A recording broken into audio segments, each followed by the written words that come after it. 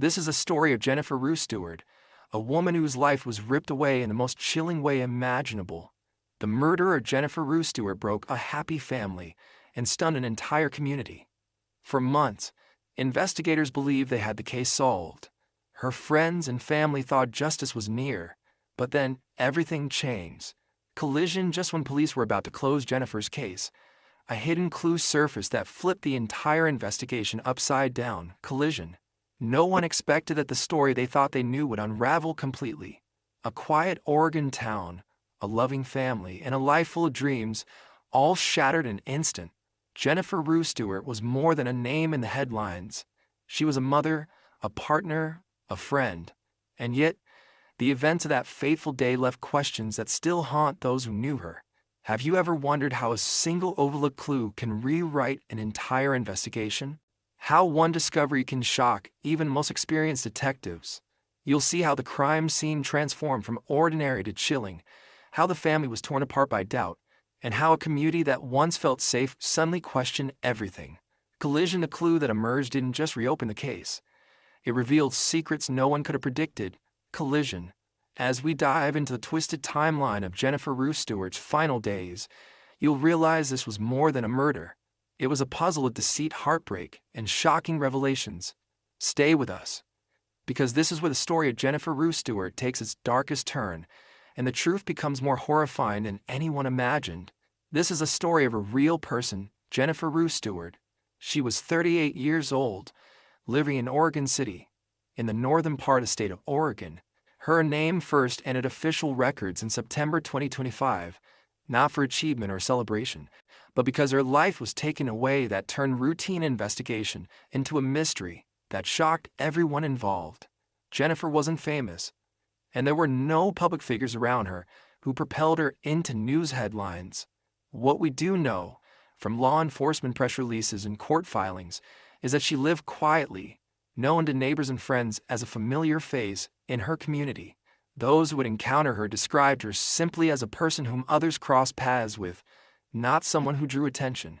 Official records confirm that Jennifer was a woman with ordinary routines, but case file would later reveal how easily ordinary can be shattered. On August 14, 2025, investigators believe she was shot in her home. This fact wasn't immediately public, and it wasn't whispered over coffee. It came from the county's own prosecutors as part of a legal filing that tied her death to violent actions by someone she knew. For more than 2 weeks, her absence didn't trigger a missing persons alert. But on September 1st, hikers in a Mount Hood National Forest noticed vultures circling something no one expected to see in that remote wilderness. What they found were human remains. The Clackamas County Sheriff's Office and the medical examiner moved quickly to identify the body. Fingerprints confirmed it was Jennifer Ruth Stuart, and the medical examiner ruled her death a homicide. In the weeks that followed, official statements from detectives described how surveillance footage, property searches, and neighbors' statements pointed investigators towards someone close to her. Neighbors told law enforcement that there had been domestic arguments at the home she shared, and that violence had been reported before. These details became part of public court records later in the prosecution. And yet, for as much as we know about how her life ended, her story before those final days remains a series of brief descriptions in legal reports and witness statements. A woman known within her local circles, now forever tied to one of the most disturbing cases the county would handle that year. But this section alone doesn't explain why someone she knew was later charged in connection with her death. That truth, and the evidence that connects her life to a wayward twist in the investigation, emerges next, buried deep in official records and revealed only after law enforcement pieced together a hidden trail of proof. Jennifer Ruth Stuart shared her life with 56-year-old William Glenn Blake. They lived together on Hilltop Lane, a quiet stretch in Oregon City, Oregon. On the surface, it appeared to neighbors as any ordinary household, but law enforcement records would later reveal a pattern that could not be ignored. Blake, according to multiple reports, had a history of domestic violence. Prior complaints and police reports indicated past incidents in which authorities had intervened. Though no convictions were recorded before Jennifer's death, neighbors told investigators that arguments were frequent, escalating in volume and intensity over time. Statements collected by detectives during initial interviews documented that on several occasions Blake had been seen assaulting Jennifer in their driveway or inside their home. These witness statements became crucial, providing law enforcement with the first threads of a timeline and helping to establish a profile of potential suspects. Court filings later outlined that Jennifer and Blake's relationship had been complicated by unresolved tensions and past confrontations. Prosecutors would note that on the day of her disappearance, Blake was the last confirmed person seen with Jennifer. Security camera footage from nearby businesses corroborate his presence at her residence, a detail that would later be central to the case file. Investigators found that Blake had access to weapons in the home, a fact verified through a property search executed with a warrant. Combined with a history of reported domestic incidents, law enforcement began to focus on him as a primary suspect. Public records and press releases indicate that these findings were not speculative. They were grounded in documented evidence, corroborated by multiple sources, including neighbors, prior 911 calls, and law enforcement reports. And yet, there were layers in this relationship that would complicate the investigation. Witness accounts contained small contradictions. For example, while one neighbor described loud altercations, another noted days of apparent normalcy. Law enforcement records suggest these conflicting statements, while minor, force investigators to examine every detail more closely. Each report became a piece of a puzzle that demanded scrutiny. The legal documentation confirms that Jennifer's death was ultimately linked to Blake, but the pathway to that conclusion was not immediate. Evidence had to be painstakingly gathered, verified, and presented before charges could be filed. It wasn't a matter of assumption. It was a matter of law, procedure, and undeniable proof. And my own reflection here is that even in a relationship that seemed ordinary from the outside, the truth hidden in verified reports can reveal a world of danger quietly coexisting alongside everyday life.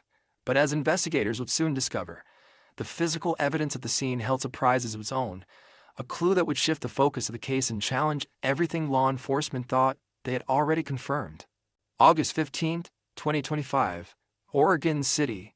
Would have been a routine evening at the Stuart Blake residence turned into a scene that would later be recorded in official homicide reports. Law enforcement records confirmed that Jennifer Ruth Stuart and William Glenn Blake were involved in a violent argument inside their home.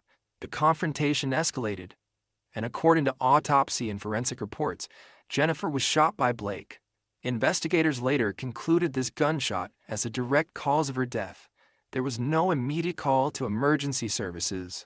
Law enforcement files and press statements indicate that Blake did not report the incident to authorities. Instead, surveillance footage later revealed that he began taking steps to remove evidence of the crime. Within hours, he was seen driving to a local Home Depot. There, security video captured him purchasing a large plastic tote, heavy-duty garbage bags, and gloves. Each item documented in purchase receipts would later serve as evidence in the prosecution. Investigators would also document his movements immediately following the argument. Law enforcement reports detail his return to residence, where these items were used in an attempt to conceal what had occurred. The forensic examination of the home later confirmed traces of blood consistent with Jennifer's injuries. Every step, every purchase, every action was reconstructed from surveillance data, witness accounts, and physical evidence. These were not assumptions. They were confirmed by documented sources. Witness statements, including neighbors who later spoke to law enforcement, reported unusual activity that night. Some observed Blake leaving and returning multiple times. Others noted the unusual size and number of trash containers moved from the property. Detectives compiled these observations into official investigative reports, building a timeline that would eventually form the backbone of the case. Court filings confirmed that Blake's attempts to cover up the crime were both deliberate and calculated. The combination of physical evidence, purchase records, and surveillance footage created a direct link to him as the suspect responsible for Jennifer's death. My own reflection is that these details, drawn from verified sources, show how quickly an act of violence can escalate and how methodical the aftermath can be, and how small, traceable actions can unravel attempts at concealment. The investigation into the events of August 15 did not end with these immediate actions. Even as authorities pieced together the sequence of the shooting and concealment, a later discovery of overlooked forensic evidence would unexpectedly alter the trajectory of the case. forcing detectives to reassess the timeline and the scope of their inquiry. And it was this subsequent discovery, something initially dismissed, that would lead investigators deeper into the dark truth of Jennifer Ruth Stuart's final hours, changing everything they thought they knew. After the fatal argument on August 15, 2025, the investigation would later reveal a chilling series of actions. Law enforcement records confirmed that Blake did not simply leave the scene. He allegedly attempted to conceal the crime itself. According to Clackamas County Sheriff's Office reports, Blake, with the assistance of his 15-year-old son, placed Jennifer Ruth Stuart's body into a large plastic storage container. Court filings and surveillance records indicate that the two transported the container in the family's pickup truck. They drove to Mount Hood National Forest, a remote area within Clackamas County. Investigators later found that this location had been chosen deliberately for its isolation. The medical examiner's report confirmed that the remains inside the container were those of Jennifer Ruth Stuart. The evidence directly linked Blake to both the killing and the disposal of the body. Law enforcement statements reveal that authorities actively sought Blake's 17-year-old son. Investigators believed he could have had information about the crime or potential involvement in covering it up. The public was asked for help locating the family's pickup truck, which was believed to have been used to transport the remains. Each search, each tip, and every verified lead contributed to the reconstruction of the events following Jennifer's death. Official reports also indicate that Blake attempted to remove traces of the crime from the home. Police found that the home had been cleaned in specific areas, consistent with attempts to eliminate forensic evidence. These actions, while subtle, became critical pieces of the overall case against him. Investigators documented every movement, every purchase, and every change in property, creating a detailed timeline that would later be presented in court filings. Witness statements, corroborated by surveillance and receipts, paint a picture of deliberate steps taken to conceal the murder. While the broader public may never see all of these details, each verified action, the purchase of container, the disposal in the forest, the calls for assistance, demonstrates a methodical approach that law enforcement documented. My reflection is that even in the darkest moments of human action, evidence has a way of emerging, piece by piece, revealing what cannot remain hidden. And yet, despite these meticulous efforts, law enforcement would later uncover additional evidence in the forest, overlooked at first, that shifted the investigation in ways no one anticipated, raising questions about what else may have been missed in the hours immediately following her death. That overlooked evidence, silent in the forest, will become the key to unraveling the full scope of the crime, forcing investigators to reconsider every step taken that night. More than 2 weeks after Jennifer Ruth Stuart was reported missing, a discovery in the Mount Hood National Forest would shift the investigation dramatically. On September 1, 2025, hunters traversing a wooded area near Forest Service Road 45, just off South Hillockburn Road, noticed turkey vultures circling above. The unusual behavior of the birds drew their attention to the forest floor. What they found would soon confirm the worst fears documented in official law enforcement reports. Deputies from the Clackamas County Sheriff's Office arrived quickly. Crime scene investigators documented the area, noting disturbed foliage and the large plastic container in which the remains were found. Forensic photographs and on-site notes would later become part of the court filings, creating a permanent record of condition and positioning of the evidence. The medical examiner quickly identified the remains as those of Jennifer Ruth Stuart. According to the official report, she had died from a gunshot wound, confirming homicide. Toxicology results and forensic examination corroborated the sequence of events outlined in investigative reports. The fatal argument, the concealment of the body, and eventual disposal in the remote forest. Investigators noted the precision of concealment. The container had been carefully placed in a location that was accessible yet isolated, demonstrating a deliberate effort to hide the evidence. Law enforcement reports reference the angle of placement, the type of container used, and the surrounding vegetation as critical factors in reconstructing Blake's movements following the killing. Each observation contributed to a growing timeline that would later be essential in court. Public records indicate that the discovery triggered an immediate search for Blake's family and their pickup truck, which authorities believe had been used to transport the remains. The 17-year-old son's potential involvement became a focal point, and deputies documented every verified lead. Surveillance footage, witness statements, and physical evidence began to converge, revealing patterns that connected the home, the crime scene, and the disposal site. My reflection on this moment is that even in the vastness of forest, evidence has a way of emerging. Nature itself, in the form of the vultures, inadvertently pointed law enforcement toward the truth.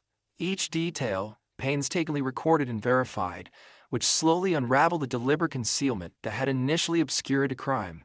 And yet, while the body's discovery provided definitive proof of murder, also raised new questions. Additional forensic evidence overlooked during the initial search hinted at movements and actions not previously documented, suggesting that the sequence of events that night was more complex than investigators first believed. This overlooked evidence would soon guide investigators to a critical breakthrough, forcing them to reconstruct the timeline of Jennifer Ruth Stuart's final hours with even greater precision. By late October 2025, investigators had compiled a body of evidence pointing toward William Glenn Blake. Surveillance footage, witness statements, and prior reports of domestic violence converged with physical evidence recovered from the Stuart Blake residence. During a second search of the property, deputies documented a large plastic tote that had not been noticed initially. Law enforcement records confirmed that this container matched the one used to conceal Jennifer Ruth Stuart's body in Mount Hood National Forest. Authorities questioned Blake after gathering this evidence. Court filings and official statements later confirmed that he admitted to shooting Stuart and leaving her body in the forest. This admission, combined with forensic documentation and witness accounts, allowed investigators to establish a clear link between Blake and the murder. On October 23, 2025, law enforcement formally arrested Blake. The charges outlined in the official complaint included second-degree murder, abuse of a corpse, unlawful use of a weapon, and tamper with evidence. Each count was supported by documented evidence, surveillance videos, receipts, forensic analysis of the crime scene, and detailed reports of Blake's movements. Press releases from the Clackamas County Sheriff's Office confirmed these charges. Blake's 15-year-old son was also taken into custody. Juvenile court records show he was charged with abuse of a corpse and tampering with evidence, based on verified reports that he helped move the body into the forest. Law enforcement described his involvement in procedural statements and court filings, underscoring the documented chain of actions that linked him to the crime scene. The 17-year-old son was interviewed by authorities, but public records indicate that no charges were formally confirmed against him at the time. Investigators continue to verify every detail. Property searches, receipts from Home Depot purchases, and surveillance timestamps were cross-referenced with Blake's statements. Each piece of evidence reinforced a case that law enforcement would ultimately present in court. These verified steps ensure that the investigation was not dependent on assumption, but on documented facts, from home to forest, every movement accounted for. And my reflection is that even when a crime seems fully revealed, the meticulous layering of evidence, surveillance, forensic analysis, and procedural documentation exposes the complexity behind every arrest. It is in these layers that the full scale of human actions and consequences becomes clear. Yet, even with Blake in custody and charges filed, the legal process would uncover additional evidence and hidden details that no one had anticipated, challenging the initial understanding of how the crime unfolded. In January 2026, the Clackamas County Circuit Court proceedings reached a pivotal moment. Official court filings confirmed that William Glenn Blake entered a guilty plea to second-degree murder as part of a negotiated plea agreement. Other charges related to the disposal of Jennifer Ruth Stuart's body and tampering with evidence were formally dropped under this arrangement. The sentencing reflected the severity of the crime. The presiding judge imposed a life sentence with the possibility of parole after 25 years. Official court documents emphasize that this decision accounted for both the deliberate act of homicide and the subsequent attempts to conceal evidence. The legal reasoning underscored the brutality of the shooting and methodical nature of disposing of the remains, reinforcing the gravity of Blake's actions. During the proceedings, victim impact statements became a central component of the court record. Elizabeth Stuart, Jennifer's mother, delivered a statement now cited in public court documents. She recounted, with verified detail, the horror of the crime. From the shooting to the moment investigators discovered Jennifer's remains, crammed into a plastic container, dumped out like trash, as recorded in official transcripts. Her statement reinforced the emotional and societal impact of the crime beyond the legal facts. The plea agreement and sentencing also highlighted the role of evidence collected through law enforcement investigation. Surveillance footage, forensic analysis, purchase records, and documented witness statements were all referenced in court filings to substantiate the case against Blake. Every step of the investigation, from the fatal argument to the concealment of the body, was verified and presented systematically, leaving little room for dispute. My reflection is that court proceedings, often perceived as formal and procedural, can reveal the full weight of human actions. When evidence is layered, precise, and corroborated, it transforms from documentation into a narrative of truth, one that cannot be ignored. In this case, the court's judgment served not only as a measure of justice, but as a confirmation meticulous work of investigators piecing together each verified fact. Even with the plea and sentencing concluded, the investigation held additional layers. Law enforcement reports indicate that certain aspects of the case, overlooked forensic details and minor inconsistencies in initial witness statements, remain under review. These small threads, quietly noted in official records, suggested that the full story of Jennifer Ruth Stuart's final hours was more intricate than initially presented. These remaining threads, while not affecting the verdict, would later prompt investigators and the community alike to ask deeper questions about the sequence of events, the scope of evidence, and what else might go on unnoticed in the hours following her death. The murder of Jennifer Ruth Stuart sent shockwaves through Oregon City and the surrounding communities. Local news outlets, law enforcement press releases, and court records all documented the public horror at the details of crime, particularly the fact that a teenager had been involved in helping to conceal her body. Official statements from a Clackamas County Sheriff's Office emphasized the gravity of involving a minor in such a serious crime. Friends, neighbors, and acquaintances of Jennifer described her consistently in verified interviews as a good woman, someone who contributed quietly to her community and whose life was stolen violently. Public statements collected by local media highlighted the disbelief and grief that rippled through the city. One press release noted that people left flowers near her home and shared memories on social media, underscoring both the intimacy of the tragedy and its wider emotional impact. Authorities responded not only with investigations, but also with public warnings. Official guidance from the Sheriff's Office included reminders about signs of domestic violence, urging communities to report incidents early, before tragedies escalate. Law enforcement statements repeatedly stressed that early intervention could prevent fatalities, and that awareness of domestic disputes was a critical public safety concern. These public alerts were documented in press releases and verified news coverage. The involvement of Blake's 15-year-old son intensified public concern. Court filings and official reports confirmed the juvenile participation in moving Jennifer's remains. The community grappled with how such a violent act could involve a minor, and verified reports highlight the widespread discussions that followed about parental influence, accountability, and the long-term effects of domestic violence on children. Media coverage reflected the collective shock, presenting verified timelines, forensic evidence, and court records. Every article, press release, and broadcast helped to map the sequence of events in a way that allowed the public to understand an investigation and its conclusions. This documentation ensured that the narrative remained grounded in fact, rather than speculation, a crucial distinction in cases of extreme violence. And my reflection is that public reactions, though emotional, serve as a mirror to the community's collective conscience.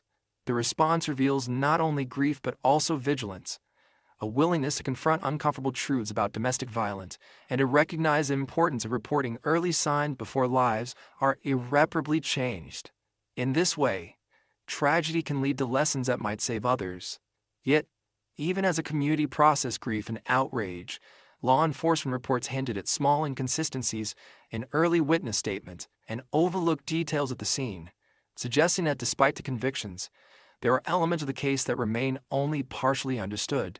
These subtle, verified gaps in the initial investigation would later become focal points for reflection and analysis, prompting the question, how much of the truth had yet to emerge, even after the courtroom delivered justice?